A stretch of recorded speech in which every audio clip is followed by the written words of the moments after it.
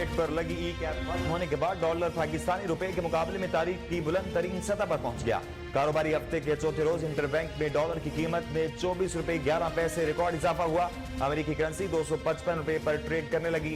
Open market में भी dollar 12 रुपए महंगा हो गया।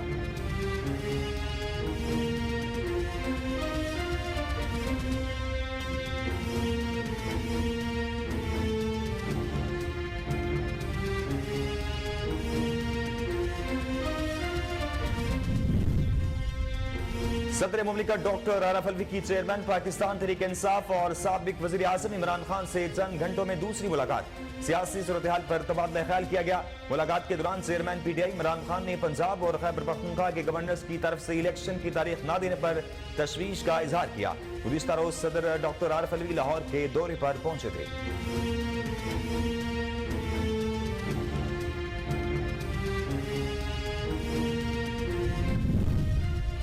इस्लामाबाद की अदालत में तहरीक इंसाफ के रहनुमा फवाद चौधरी के खिलाफ इलेक्शन कमीशन हुक्काम को धमकियां देने के केस की समाअत हुई। अदालत ने दलाइल सुनने के बाद पीटीआई रहनुमा के 2 रोजा जिस्मानी रिमांड की मंजूरी देते हुए 27 जनवरी को दोबारा पेश करने का हुक्म दे दिया।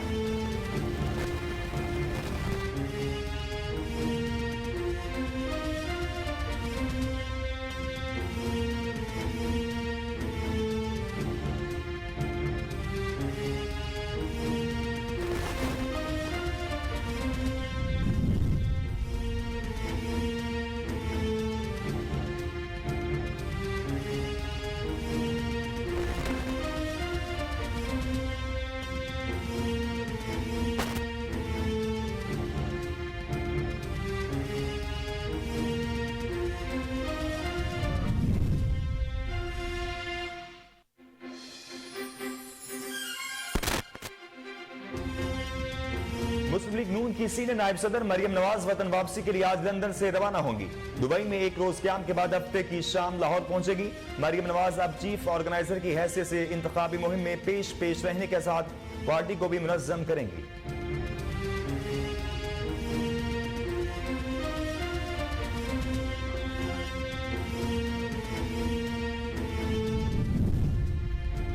वज़ीर मुमलिकत बराए खारजा हिना रबानी खर ने कहा कि हम सरहदों पर कशीदगी के हक में नहीं और नहीं चाहते कि सरहदों पर कशीदगी से दोनों साइड पर लाशें गिरे। सेनेट इजलास में वक्फा सवालात के दौरान हिना रबानी खर ने कहा कि हम खित्ते में खून नहीं बहाना चाहते, क्योंकि हमारी पॉलिसी बहुत वाज़ेह है कि हम खित्ते में अमन और इस्तेहकाम चाहते हैं। हमें सियासत की बजाय रियासती पॉलिसी को अपनाना होगा।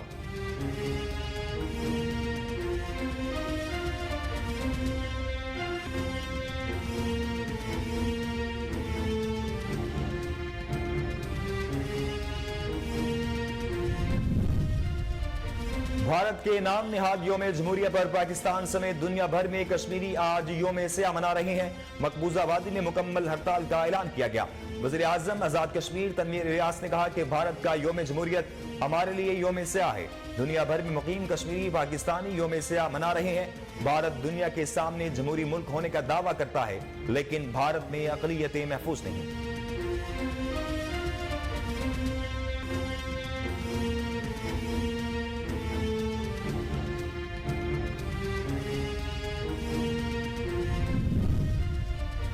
हुर्रियत रहनुमा यासीन मलिक की अहलिया मिशाल हुसैन मलिक ने कहा है कि झूठे दावों के साथ भारत फिर योम जमहूरिया मना रहा है। जमहूरियत का झूठा लिबादा ओढ़े भारत कश्मीरियों की नस्ल कुशी में मसरूफ है। इज्जत गैर महफूज बद से लवारिस हो चुके हैं। भारतीय हुकूमत ने सियासी जद्दोजहद पर कश्मीरी रहनुमाओं पर झूठे मुकदमात बना रखे हैं।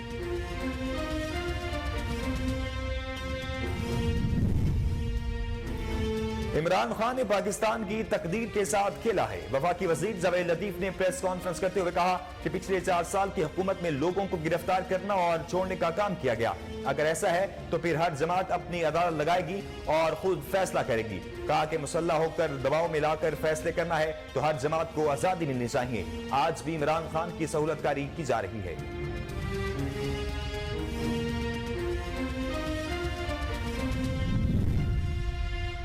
मुस्लिम लीग नून के रहनुमा मलिक अहमद खान ने कहा है कि बैरूनी साजिश से सफर करते करते बाजा साहब से मोहसिन नकवी तक पहुंच गई। प्रेस कॉन्फ्रेंस में रहनुमा मुस्लिम लीग नून ने कहा कि चीफ इलेक्शन कमिश्नर की तैनाती तो पीटीआई दौर में हुई थी, उनके दौर में चीफ इलेक्शन कमिश्नर की तारीफें की जाती थी। हमने इलेक्शन कमीशन के खिलाफ कोई मुहिम नहीं चलाई। ईवीएम कानून साजी के वक्त कुछ नाचाकी हुई। इमरान खान ने अदालत को भी धमकियां दी। अमेरिका ने कहा है कि पाकिस्तान पाबंदियों के बावजूद रूस से तेल खरीद सकता है। अमेरिका के दारुल हुकूमत वाशिंगटन डीसी में मीडिया से गुफ्तगू करते हुए अमेरिका के महकमा खारजा के तर्जुमान नेड प्राइस का कहना है कि पाकिस्तान उन रियायत से भी फायदा उठा सकता है जो अमेरिका ने दीगर ममालिक को रूस से तेल खरीदने के लिए दी है।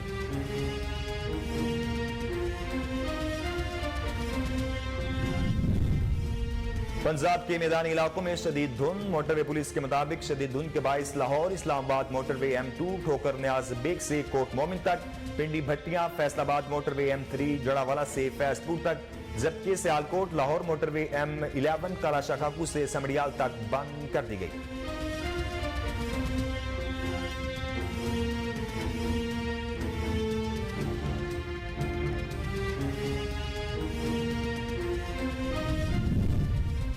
कौमी इदारे सेहत ने कहा है कि गुज़िश्ता 24 घंटों के दौरान मुल्क भर में 4,416 कोरोना टेस्ट किए गए, जिनमें से 21 अफराद के टेस्ट मुस्बत आए हैं। मुस्बत कोरोना टेस्ट की शरह 0.48% रही। कोरोना वायरस से कोई भी मरीज जाँ बहक नहीं हुआ, जबकि 12 मरीजों की हालत तशवीशनाक है।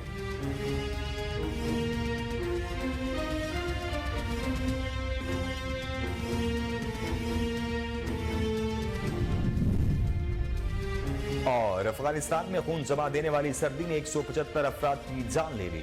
अफगानिस्तान में शदीद सर्दी की लहर ने अवाम के लिए मुश्किलात बढ़ा दी। अफगान न्यूज एजेंसी का कहना है कि मुल्क में सर्दी के बायस 70,000 मवेशी भी हलाक हो चुके हैं। बर्फबारी के बायस रास्ते बंद और इमदादी सरगर्मियां मुअत्तल हैं।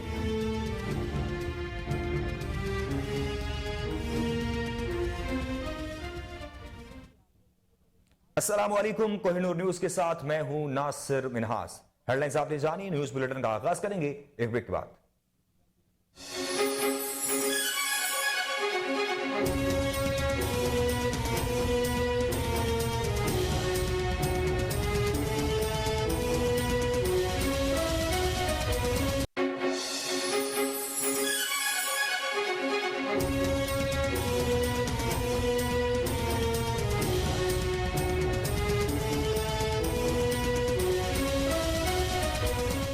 बुलेटिन में खुशामदीद। आपको सबसे बड़ी खबर से आगाह करें कि अमेरिकी डॉलर के रेट पर लगी ई कैप खत्म होने के बाद डॉलर पाकिस्तानी रुपए के मुकाबले में तारीख की बुलंद तरीन सतह पर पहुंच गया है। कारोबारी आगाज के आगाज से ही अमेरिकी डॉलर की कीमत में इजाफे का सिलसिला जारी रहा और एक मौका पर इंटर बैंक मार्केट में अमेरिकी डॉलर 24 रुपए 11 पैसे के इजाफे से 255 रुपए का हो गया। आपको बताएं कि अमेरिकी डॉलर के रेट पर लगी ई कैप खत्म होने के बाद डॉलर पाकिस्तानी रुपए के मुकाबले में तारीख की बुलंद तरीन सतह पर पहुंच गया है। कारोबारी रोज के आगाज से ही अमेरिकी डॉलर की कीमत में इजाफे का सिलसिला जारी रहा और एक मौका पर इंटर बैंक मार्केट में अमेरिकी डॉलर 24 रुपए 11 पैसे के इजाफे से 255 रुपए का हो गया। गुज़िश्ता रोज इंटर बैंक में डॉलर 230 रुपए 79 पैसे पर बंद हुआ था। डॉलर की ताहाल इंटर बैंक में बुलंद तरीन कदर 239.94 रुपए 28 जुलाई 2022 को थी। मार्केट जराये के मुताबिक डॉलर बेचने वाले 240 से 252 रुपए तक मांग रहे हैं। बैंक जो रेट दे रहा है उस पर लेन देन नहीं हो रहा। इंटर बैंक में डॉलर के सौदे 235 से 240 रुपए तक हुए, जबकि ओपन मार्केट में डॉलर 12 रुपए महंगा होकर 255 रुपए का हो गया है।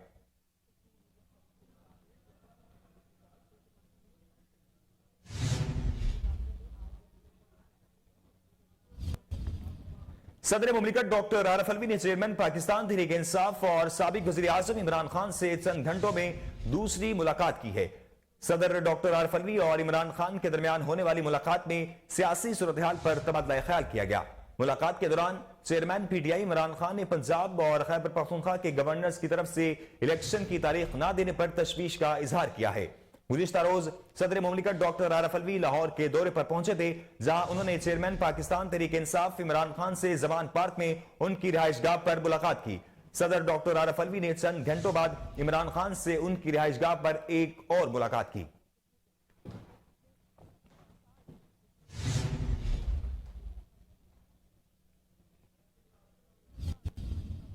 खैबर पख्तूनख्वा के निगरान वजीर आला मोहम्मद आजम खान की निगरान काबीना तश्कील दे दी गई, जिसमें 12 वज़रा और 3 मुशीर शामिल हैं। जराये के मुताबिक निगरान वजीर आला की जानिब से मुशावरत के बाद काबीना में अब्दुल हलीम कसूरिया, सैयद मसूद शाह, हामिद शाह, सावल नजीर एडवोकेट, बख्त नवाज, साबिक सनतकार फजल इलाही, अदनान जलील, शफीउल्लाह खान शामिल हैं। शाहिद खान खटक, हाजी गुफरान, खुशदिल खान, मलिक ताज, मोहम्मद आफरीदी, मोहम्मद अली शाह, जस्टिस रिटायर्ड अरशद कैसर, मंजूर खान अफरीदी भी काबीना का हिस्सा होंगे। निगरान वजीर आला आजम खान और गवर्नर गुलाम अली के दरमियान तवील मुलाकात के बाद काबीना पर इत्तेफाक किया गया, लेकिन साबिक वजीर आला खैबर पख्तूनख्वा महमूद खान से काबीना के लिए मुशावरत नहीं की गई। खैबर पख्तूनख्वा की निगरान काबीना आज हलफ उठाएगी। हलफ बर्दारी की तकरीब दोपहर 3 बजे गवर्नर हाउस में होगी। गवर्नर गुलाम अली निगरान वज़रा से हल्फ लेंगे।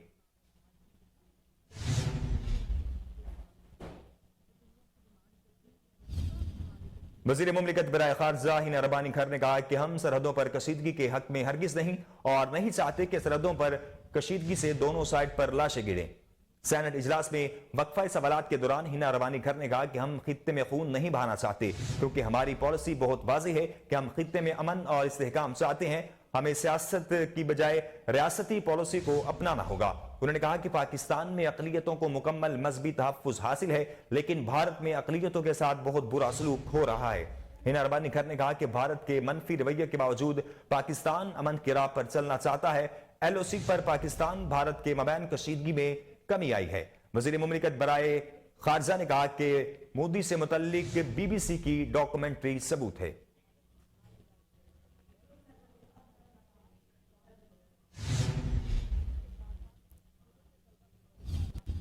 अमेरिका ने कहा है कि पाकिस्तान पाबंदियों के बावजूद रूस से तेल खरीद सकता है। अमेरिका के दारुल हुकूमत वाशिंगटन DC में मीडिया से गुफ्तगू करते हुए अमेरिका के महकमा खारजा के तर्जुमान नैंड प्राइस का कहना था कि रूसी पेट्रोलियम मसनूआत पर प्राइस कैप पर दस्तखत न करने के बावजूद पाकिस्तान रूस से रियायती निर्खों पर तेल खरीद सकता है। नैंड प्राइस ने मजीद कहा कि पाकिस्तान उन रियायत से भी फायदा उठा सकता है जो अमेरिका ने दीगर ममालिक को रूस से तेल खरीदने के लिए दी है।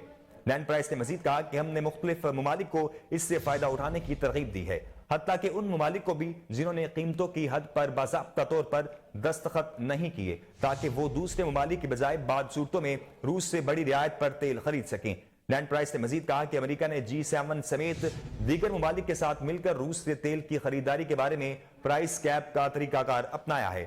उन्होंने बताया कि प्राइस कैप का फायदा यह होगा कि इससे रूस को रेवेन्यू से महरूम रखने के बावजूद तवानाई की मंडियों को वसाइल हासिल होंगे, जबकि रूस को यूक्रेन के खिलाफ जंग जारी रखने के लिए तेल से होने वाली आमदन की जरूरत होगी।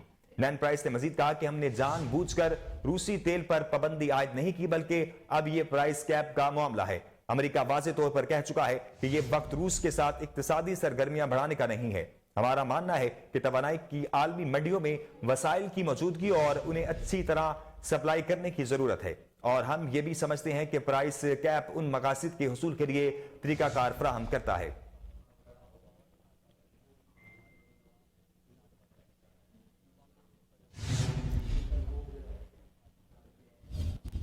इस्लामाबाद की सेशन कोर्ट ने पाकिस्तान तहरीक इंसाफ के रहनुमा फवाद चौधरी का 2 रोजा जिस्मानी रिमांड मंजूर करते हुए उन्हें 27 जनवरी को दोबारा पेश करने का हुक्म दे दिया। इस्लामाबाद में केस की समाअत के दौरान पुलिस ने फवाद चौधरी के 8 रोजा जिस्मानी रिमांड की इस्तदा की थी। समाअत के आगाज पर इलेक्शन कमीशन के वकील ने कहा था कि इलेक्शन कमीशन आईनी इदारा है। फवाद चौधरी ने कहा कि इलेक्शन कमीशन की हालत उस वक्त मुंशी की है जबकि इलेक्शन कमीशन के पास इंतखाबात करवाने के तमाम इख्तियारात हैं। उन्होंने अदालत में दौरान मौक़िफ़ इख्तियार किया कि फवाद चौधरी की तकरीर करने का मकसद सबको उकसाना था। फवाद चौधरी ने कहा कि इलेक्शन कमीशन के घरों तक पहुंचेंगे। बगावत की दफा भी मुकदमे में लगा दी गई है। केस की समाअत के दौरान फवाद चौधरी के वकील अली बुखारी ने मौक़िफ़ अपनाया कि अल्लाह के बाद आप इंसाफ करने वाले हैं। मैंने अपनी जिंदगी में इतने काबिल इंसान को हथकड़ी में नहीं देखा। पुलिस रिमांड मांग रही है, मैं तो कहता हूं फवाद चौधरी को डिस्चार्ज करें। पुलिस ने फवाद चौधरी की गिरफ्तारी के 24 घंटों में किया है। अदालत में वकील अली बुखारी ने दौरान समाअत कहा कि फवाद चौधरी ने सिर्फ एक तकरीर की, उसमें क्या बरामद करना है। फवाद चौधरी को लाहौर से भूखा प्यासा लाकर उस अदालत के सामने खड़ा कर दिया गया है।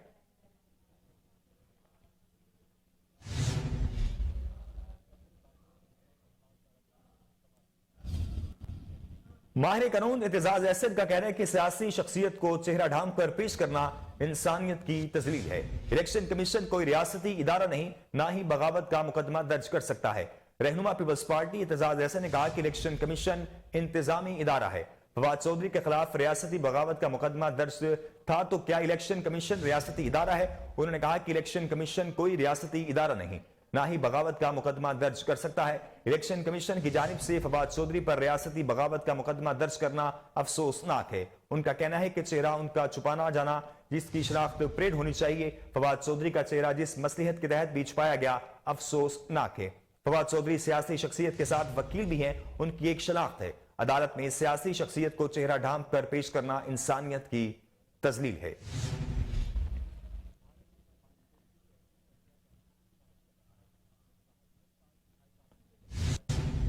आगे बढ़े और आपको बताएं कि चेयरमैन तहरीक इंसाफ की मुमकिना गिरफ्तारी के पेश नजर तहरीक इंसाफ के कारकुनों की बड़ी तादाद ने लाहौर में इमरान खान की रिहाइशगाह के बाहर डेरे डाल दिए। कारकुन रात गुजारने के लिए बिस्तर और कंबल लेकर जमान पार्क पहुंच गए। पीटीआई के चेयरमैन इमरान खान की गिरफ्तारी के खतरे के पेश नजर पीटीआई के कारकुनान बड़ी तादाद में गुज़िश्ता रात जमान पार्क पहुंचे थे। पीटीआई की रहनुमा यास्मीन राशिद और सेनेटर इजाज चौधरी समेत दीगर रहनुमा भी कारकुनों का हौसला बढ़ाने के लिए रात गए जवान पार्क पहुंचे। इस मौका पर कारकुन इमरान खान के हक में नारेबाजी और पार्टी तरानों पर रक्स भी करते रहे, जबकि कंटेनर भी जमान पार्क पहुंचा दिया गया है।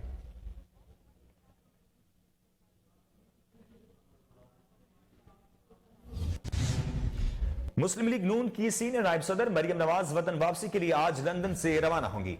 दुबई में एक रोज क्याम के बाद हफ्ते की शाम लाहौर पहुंचेगी। मुस्लिम लीग नून की सीनियर नायब सदर मरियम नवाज अब चीफ ऑर्गेनाइजर की हैसियत से इंतखाबी मुहिम में पेश रहने के साथ पार्टी को भी मुनज़्ज़म करेंगी। मरियम नवाज की वतन वापसी के लिए नून लीग ने तैयारियां मुकम्मल कर ली हैं।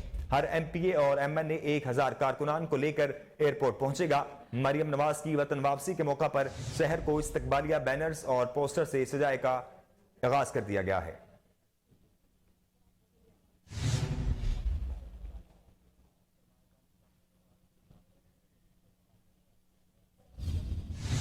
मुस्लिम लीग नून के रहनुमा मलिक अहमद खान ने कहा है कि बैरूनी साजिश से सफर करते करते बाजवा साहब से मोहसिन नकवी तक पहुंच गई है। प्रेस कॉन्फ्रेंस में रहनुमा मुस्लिम लीग नून ने कहा कि चीफ इलेक्शन कमिश्नर की तैनाती तो पीटीआई दौर में हुई थी, उनके दौर में चीफ इलेक्शन कमिश्नर की तारीफें की जाती थी। हमने इलेक्शन कमीशन के खिलाफ कोई मुहिम नहीं चलाई। ईवीएम कानून साजी के वक्त कुछ नाचाकी हुई। इमरान खान ने अदालत को भी धमकियां दी और उनको कमेटी प्रोसीडिंग के दौरान बदतरीन तरीके से हरासा किया गया और उनको ये कहा गया कि ये कौन होते हैं, कानून तो हमने बनाना है। आप सबके हाफजे में होगा, अगर नहीं है तो मैं आपको वो वाकयात याद करवाने के लिए just for a quick memory की बात कर रहा हूँ। उसके नतीजे में फिर इनकी एक डायट्राइब स्टार्ट हुई। ये बाहर आके बैठे, इन्होंने आके फिर इलेक्शन कमीशन के खिलाफ एक मुनज़्ज़म कैंपेन का आगाज़ किया, जिसमें इनके वफाकी वज़रा थे, जिसमें इनके पार्टी के सीनियर लीडर्स थे, जिन्होंने आके इलेक्शन कमीशन के ऊपर एक नाजायज़ तरीके से कैंपेन का आगाज़ किया। इलेक्शन कमीशन का उस वक्त मौक़िफ़ जो था वो बड़ा वाज़ेह था कि वो इसकी प्रैक्टिसिबिलिटी के ऊपर एतराज़ कर रहे थे कि जो ये लॉज बना रहे हैं, एक लॉ जो ये कहते थे कि फॉरेन ओवरसीज़ वोटिंग का है और दूसरा लॉ ये कहते थे कि इलेक्ट्रॉनिक वोटिंग मशीन्स का है। तो उस पर इलेक्शन कमीशन ने कुछ 36 के करीब पॉइंट बताए, जिसके साथ उन्होंने ये कहा कि ये इतने अरसे के अंदर हो नहीं सकता, और साथ उन्होंने ये कहा कि अगर इसको हम इन्वोक कर देंगे, ये लॉ की प्रोविजंस आ जाएंगी, तो इसकी प्रैक्टिसिबिलिटी यानी इसके ऊपर अमलदारी जो है वो मुमकिन नहीं होगी। और उसके उन्होंने वो 36 या 37 नकात दिए, आप सबके हाफजे में होंगे। और एक एक नुक्ते के ऊपर फिर सेर हासिल बहस हुई, कई टॉक शोज उसके ऊपर मुनक्किद हुए, कई फोरम्स पर उसके ऊपर बात हुई, और अमूमी तौर पे ये माना गया कि इलेक्शन कमीशन का मौक़िफ़ दुरुस्त था। इस पर उन्होंने इनके खिलाफ उस वक्त भी एक कैंपेन की। तब इलेक्शन कमीशन को एक्ट करना चाहिए था। मेरा ये ख्याल है कि तब इलेक्शन कमीशन ने खाली कंटेम्प्ट के नोटिसेस जो दिए वो नाकाफ़ी थे।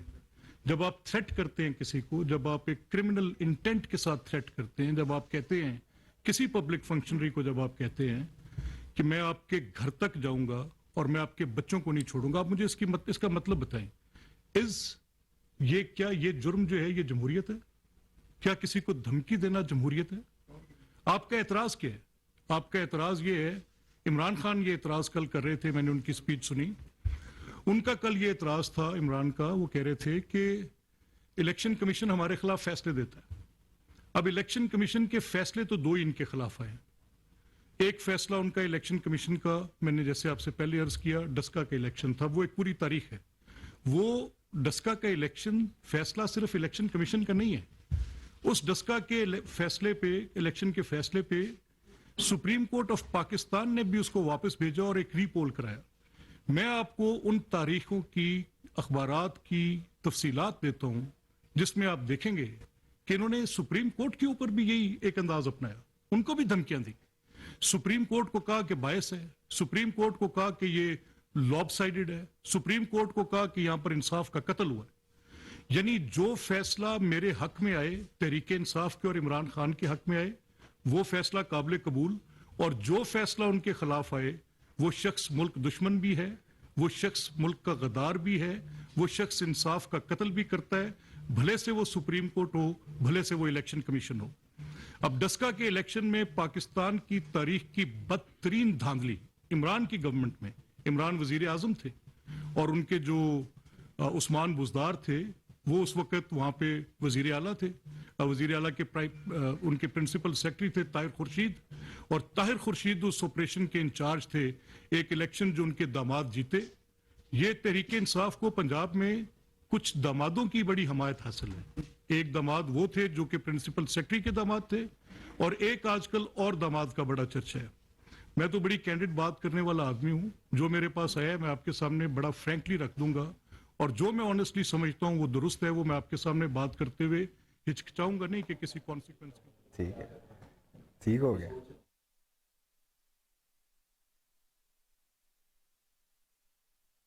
इमरान खान ने पाकिस्तान की तकदीर के साथ खेला है। वफाकी वजीर जावेद लतीफ ने प्रेस कॉन्फ्रेंस करते हुए कहा, पिछले 4 साल की हुकूमत में लोगों को गिरफ्तार करना और छोड़ने का काम किया गया।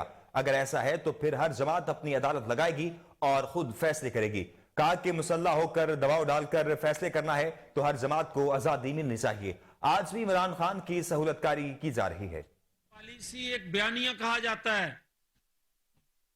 एक मनसूबाबंदी कहा जाता है, और ये जो बार बार किया जा रहा है, अगर तो दबाव में लाकर अदारों को अपने मन मर्जी के फैसले लेने हैं, अगर तो मसल्ला कोशिश करके, गिराव करके, दबाव में लाकर फैसले लेने हैं, तो फिर चले इसी तरह चलते हैं।